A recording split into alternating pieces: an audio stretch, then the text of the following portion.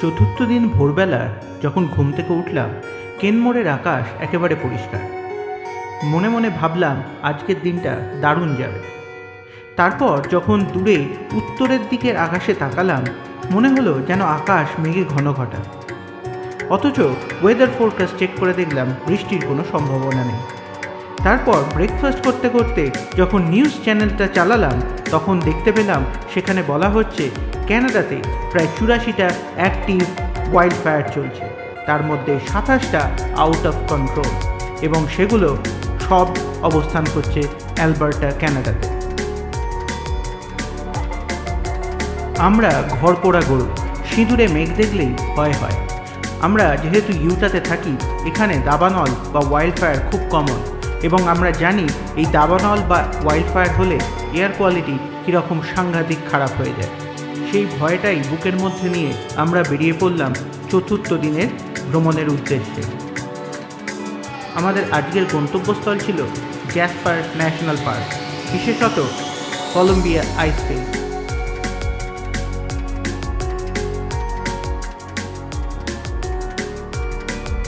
যাই হোক, ওমবাবু ব্যস্ত হয়ে গেলেন তার ক্যামেরাতে ভিডিও রেকর্ড করার জন্য। কেনমোর শহর থেকে আইসফিল্ড পার্কওয়ে এন্ট্রান্স অবধি পৌঁছতে সময় লাগে প্রায় 1 ঘন্টার মতো।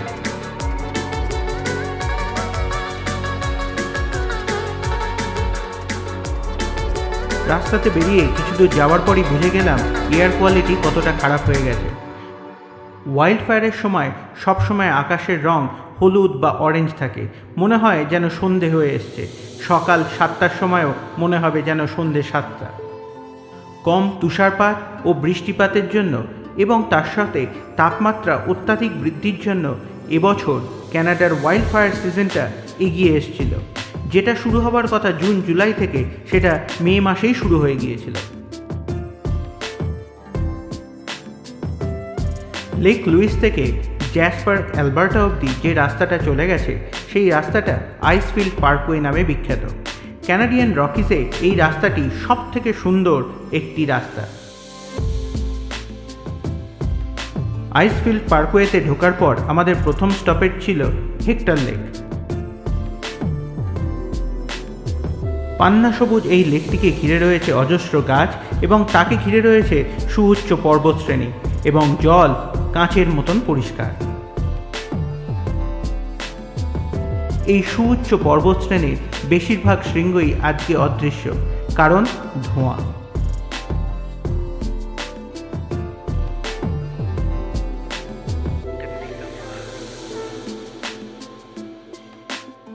আরও যত উত্তরে জ্যাসপারের দিকে এগোতে থাকলাম, ধোঁয়ার গাঢ়ত্ব আরও বাড়তে থাকলো। আমাদের সেদিনের যাত্রাপথের দ্বিতীয় গন্তব্যস্থল ছিল বো পিক, যেটা কিনা প্রায় 9,500 ফুট উচ্চতার একটি শৃঙ্গ। দুর্ভাগ্যবশত সেই শৃঙ্গ বা পিকটিও ধোঁয়ার আড়ালে হারিয়ে গিয়েছিল।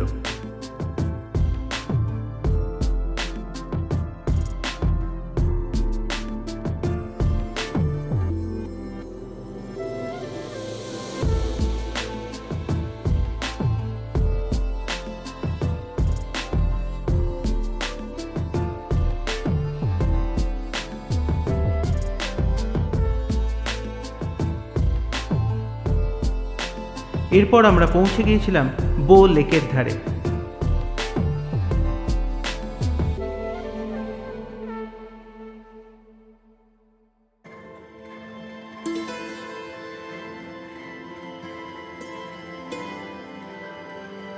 এত সুন্দর জায়গাগুলো দেখে আপনারা সহজেই বুঝতে পারছেন যে এখানে প্রচুর চলচ্চিত্রের শুটিং হয়ে থাকে, তার মধ্যে বলিউডের চলচ্চিত্র বাদ যায় না।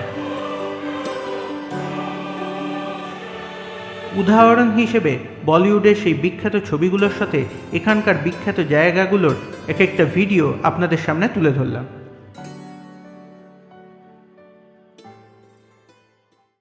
जब से तुम आए नजर में खोया खोया रहता है दिल।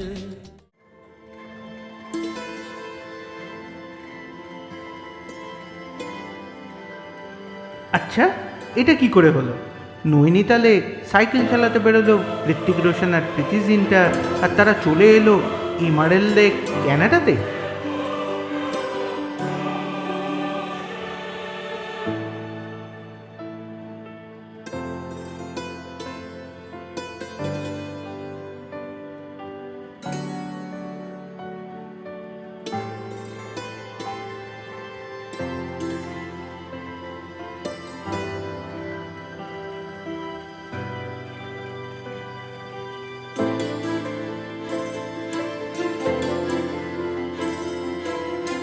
আচ্ছা, সে যাই হোক, এবারে ফেরা যাক বো লেকের ব্যাপারে। বো লেক বো রিভারের ওপর অবস্থিত, যার উচ্চতা প্রায় 1920 মিটার। এই ব্যাম্প এবং জ্যাসপার ন্যাশনাল পার্কের ভেতরে অজস্র লেক রয়েছে। আমরা বো লেক দেখার পর পৌঁছে গিয়েছিলাম ওয়াটার ফাউল লেকে। গাড়ির ভেতরে এক নাগাড়ে অনেকক্ষণ বসে থাকার পর আমাদের সত্যিই গা হাত পা ব্যথা করছিল। মনে হচ্ছিল বাইরে বেরিয়ে একটু হাঁটাহাঁটি করার দরকার, কিন্তু এয়ার কোয়ালিটির অবস্থা এতটাই খারাপ ছিল আমরা সেই সাহসটা নিতে পারিনি। কিন্তু ওমবাবু একটু ছোট্ট করে জগিং করার চেষ্টা করছিলেন।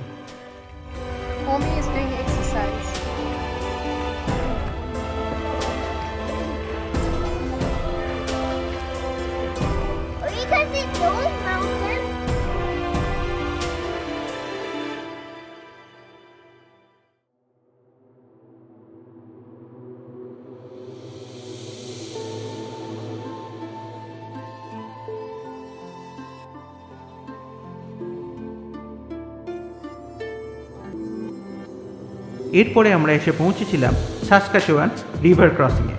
এখানে বলে রাখা ভালো যে ভ্যালিতে বা নদীর কাছে স্মোকের ডেন্সিটি সবসময় বেশি হয়ে থাকে, আবার ঠিক সেই রকমভাবে পাহাড়ের ওপরে বা উচ্চতায় স্মোকের ডেন্সিটি সব থেকে কম হয়।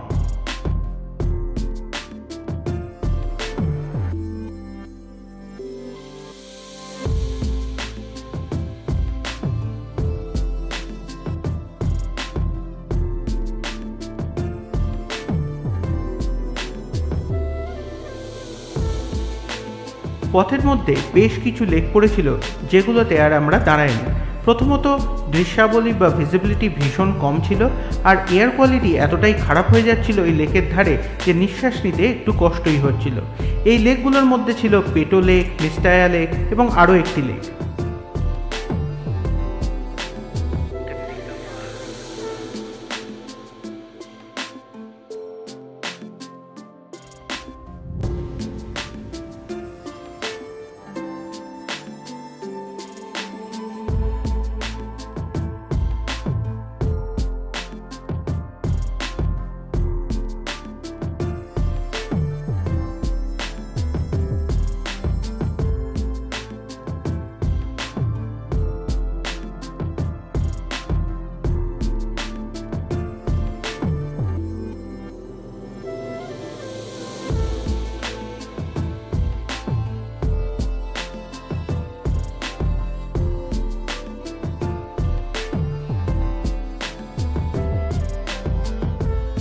এরপর সেদিনের আমাদের পঞ্চম স্টপেজ ছিল উইপিং ওয়াল। এখানে অজস্র ঝর্ণা বেরিয়ে আসছে পাহাড়ের গা থেকে।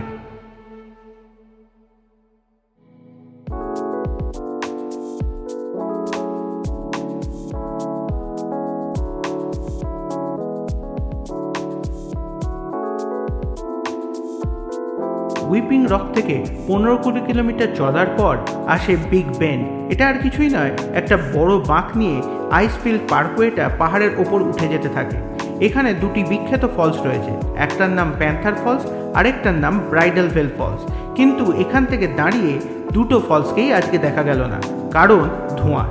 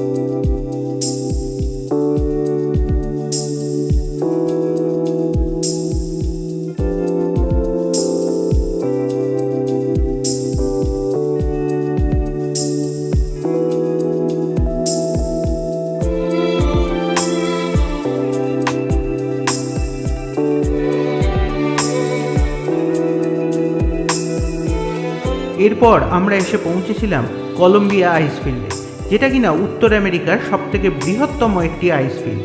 এখানেই রয়েছে অ্যাথাবাস্কা গ্লেশিয়ার। এই অ্যাথাবাস্কা গ্লেশিয়ারটি কলম্বিয়া আইসফিল্ডের বরফ থেকেই পুষ্ট।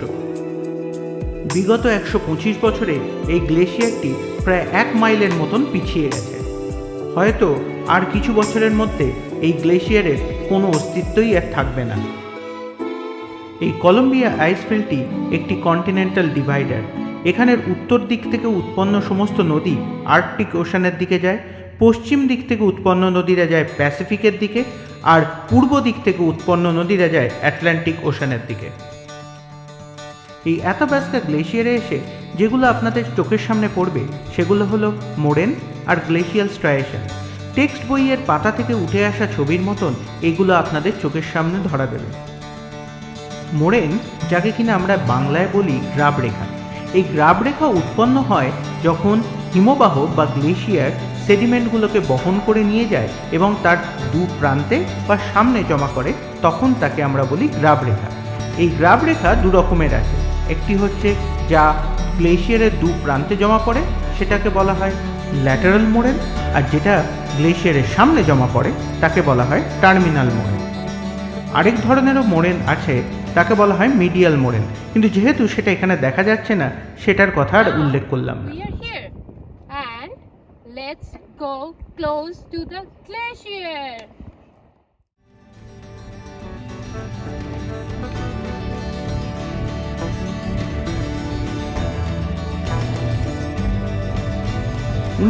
সালে এই গ্লেশিয়ারের শুরুটা হয়েছিল এই জায়গাটা থেকে, আর আজকে মানে 2023 সালে গ্লেশিয়ারটা পিছিয়ে গেছে প্রায় 1 মাইলের মতো। আমাদের প্ল্যান ছিল এই আইসফিল্ড পার্কওয়ে ধরে আরও উত্তরের দিকে জ্যাসপারের দিকে চলে যাওয়া, কিন্তু এয়ার কোয়ালিটি এত খারাপ হতে থাকলো এবং ভিজিবিলিটি এত ড্রপ করতে থাকলো, আমরা সেই সাহসটা দেখাতে পারলাম না। এখান থেকেই আমরা ফিরে গিয়েছিলাম কেনমোরের হোটেলে।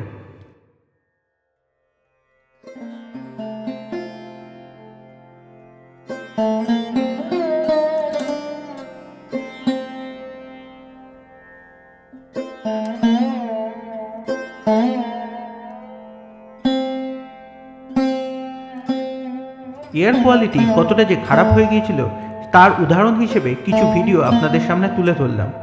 হোটেলের জানলা থেকে এই ভিডিওগুলো আমি তুলেছিলাম। দেখে বুঝতে পারবেন হঠাৎ করে পাহাড়গুলো অদৃশ্য হয়ে গেল চোখের সামনে। একদিনের ব্যবধানে এয়ার কোয়ালিটির এই রকম পার্থক্য শরীরের পক্ষে বেশ কষ্টকর। আকাশে সূর্যের রংটা একবার লক্ষ্য করে দেখুন।